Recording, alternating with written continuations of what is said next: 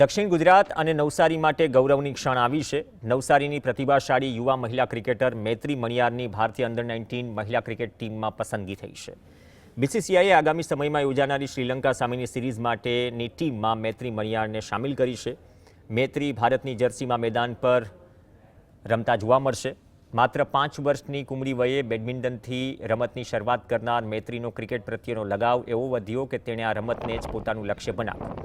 મૈત્રીની આ પ્રતિભાને નિખારવા માટે તેમના પરિવારે પણ કોઈ કસર બાકી ન છોડી। દીકરીને ક્રિકેટમાં ઉચ્ચ કક્ષાની તાલીમ, પ્રોફેશનલ વાતાવરણ મળી રહે તે માટે પરિવારે નવસારી છોડી વડોદરા શિફ્ટ થવાનો નિર્ણય લીધો।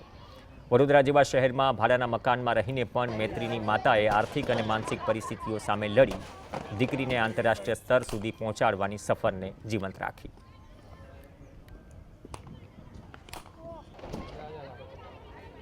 મૈત્રી અંડર-19 સિલેક્ટ થઈ આપણા સૌ માટે ખૂબ ગર્વની વાત છે।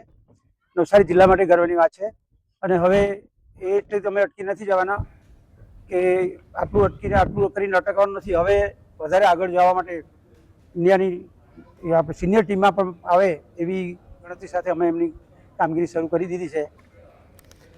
તો મૈત્રીની આ પ્રતિભાને નિખારવા માટે તેમના પરિવારે પણ કોઈ કસર બાકી ન છોડી। દીકરીને ક્રિકેટના ઉચ્ચ કક્ષાની તાલીમ અને પ્રોફેશનલ વાતાવરણ મળી રહે પરિવારે નવસારી છોડી અમદાવાદ શિફ્ટ થવાનો નિર્ણય લીધો।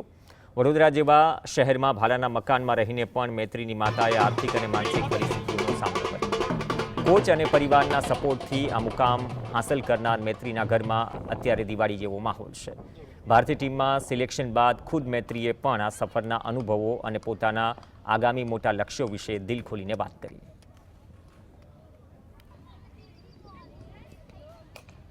મમ્મી પપ્પા મારા ફેમિલી મેમ્બર્સનું બહુ સેક્રિફાઈસ છે કે બે અહીંયા પપ્પા દાદા દાદી માટે રહે છે ને મમ્મી મારી સાથે ત્યાં બરોડા રહે છે, તો એ હું ક્યારે ભૂલી નથી શકતી। અને મારા બધા સર છે, Kanti sir, Hitesh sir, Sanjay sir, જો બધા મને પીચ રેડી કરી આપે છે ને જ્યારે બી હું કહું ત્યારે મને પ્રેક્ટિસ માટે ગ્રાઉન્ડ અવેલેબલ કરી આપે।